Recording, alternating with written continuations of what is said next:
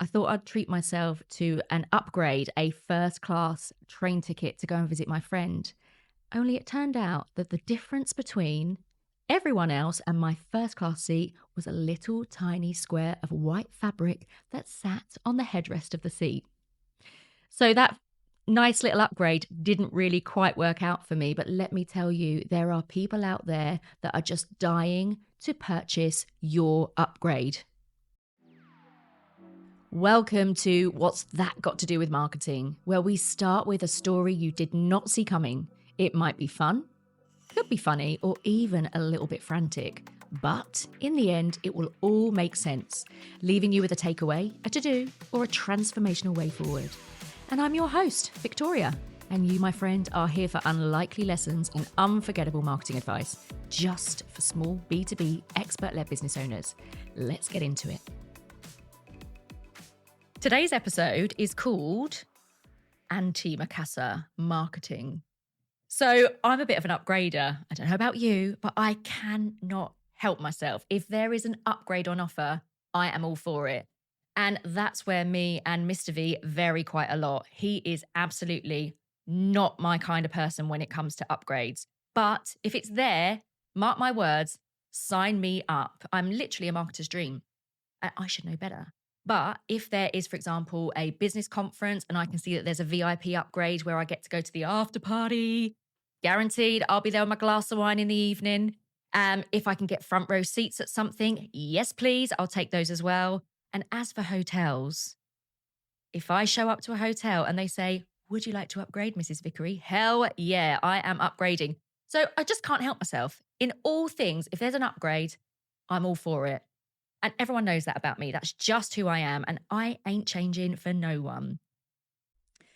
So 2 stories that I want to share with you around upgrades. And the first one is a trip to Mallorca. When I was there, I'm laying on the sunbeds and I look across and there they are. The cabana beds. And I just couldn't help myself. Yes, you've got to pay for them, but look at them. With those lovely net curtains all draped and blowing in the wind. Just had to get myself one of those. So off I go to find out how much they are. It's only 20 euros for the day. Sign me up for that as well. So off I go to my cabana bed.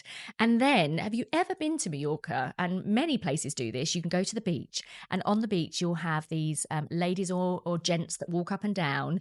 And you can have a massage just laid in the sand. So off I went in search of one of these people. And I found my lady and I laid on the sand and she said, it's 20 euros for the whole of your back to be done, which means your back, your shoulders and the backs of your legs. So I'm up for it. 20 euros. What an absolute bargain for a massage on the beach. You just can't get better than that. Laying there with the sound of the waves and the heat. Oh, absolutely gorgeous. So once she'd finished my 20 euro massage, I've just said to her, no, keep going, keep going. So I'm creating an upgrade for myself. I'm creating more by saying, well, yeah, just do the same again on my back. I'll give you another 20 euros. And then if you could just massage my head for a little bit longer, I'll give you another 10. So I'm spending 50 euros now on my back massage on the beach. Loved it every single second. And here's another great example of an upgrade. So there was this one time I decided that I'd treat myself to a train upgrade and opted for first class to go and travel to see my friend who lived a couple of hours away.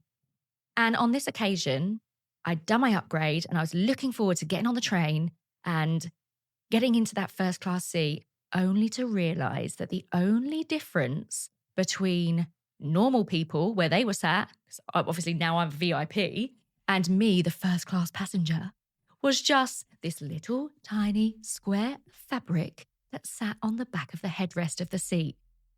Zero else. That was it.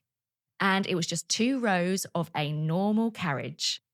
I later found out that that little square of fabric is actually called an antimacassar. So there's a little bit of knowledge for you there. What have these stories got to do with marketing? Everyone generally will have a product or service that they can build an upgrade for. And your customers are just waiting for it. Now, there's many different reasons why we really need in business to be thinking about upgrades. Number one, it is just quite simply buyer psychology. So the first thing to be thinking about is it's about the perceived value. If there is an upgrade offer, then people perceive that to be better than whatever it is that is of a lower grade. When you've got something to trade off against the other, it makes that lower grade offer just not look as appealing. So typically what I would say is if you do have an upgrade offer, expect about 20% or so to go for that upgrade. So that's the first thing. It's just about perceived value. Secondly, when you think about upgrades, people are buying like identity. They're not just buying your products and services. So when you've got that upgrade offer, it gives them a little bit of an ego boost. We've all got ego, and that's exactly what it does. That ego boost is there. So that upgrade really, really works well, certainly for certain types of people. And again, thinking about the whole upgrade thing, what else is there? Well, higher offers actually just frame everything else as more of a compromise, and no one wants to compromise. So really, really good reasons here to have, different upgrade offers within your business.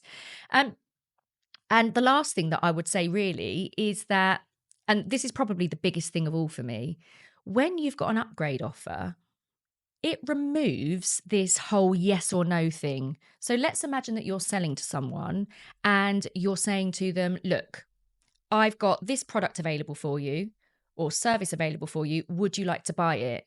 Now, as humans, if we feel in that position of, oh, I'm really not sure what to do here, we say no. If we're not certain, we say no. It will just be our default position. But when you've got that upgrade, you take away that opportunity for them to say no, because you're now saying, do you want this or do you want this? So it becomes now an either or situation rather than it being a yes or no situation. And let me tell you, this absolutely works. And I've got so many examples that I could share with you around this. But what I will do is I'll share with you an example of my own business. Now, I have a business that has a membership as part of it. It's called My Inner Circle, and it's a program that business owners come onto to learn how to do marketing, and they basically grow their marketing capability and their lead generation over time. Like I say, it's a membership. So if we actually look at the numbers on that, on my lower tier, so the entry level, I've got 58% of my clients sat on that level. And then if we go up from that, I've then got about 35% or so set on my second level. And my top level, it's a much smaller percentage. So if around about 7% or so, I hope that adds up to about 100, but that's roughly it. So as I say, about 58, 30 odd, and then 7% in my top offer.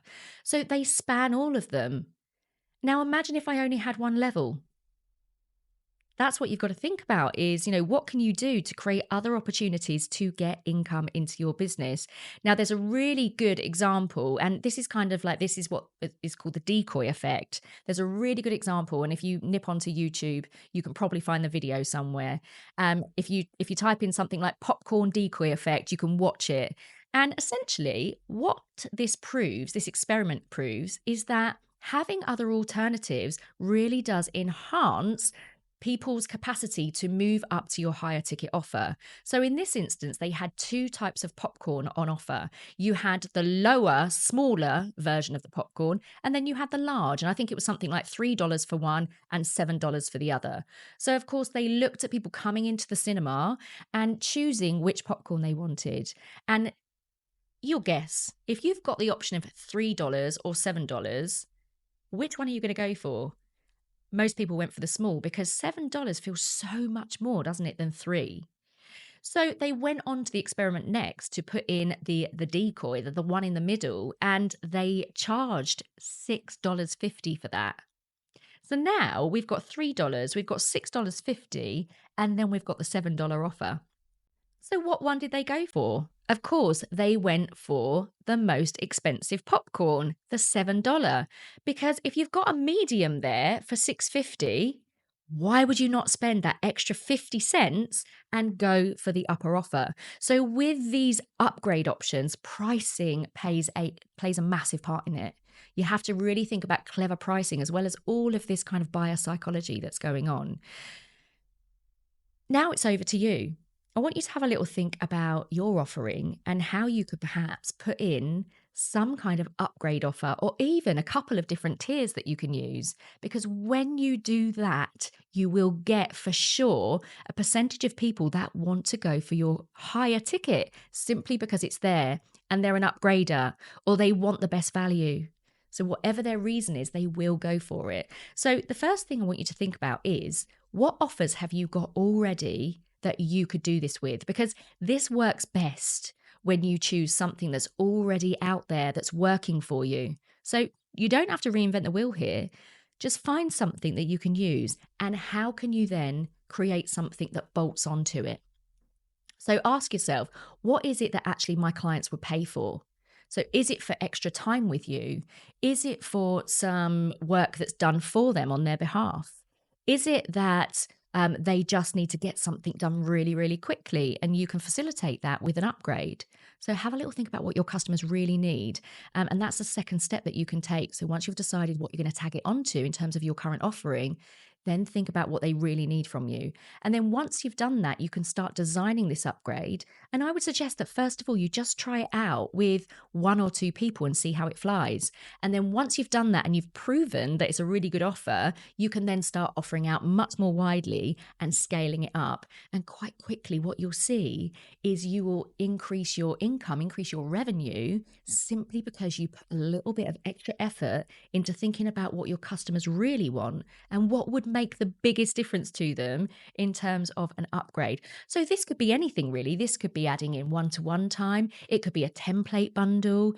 It could be something like a welcome pack.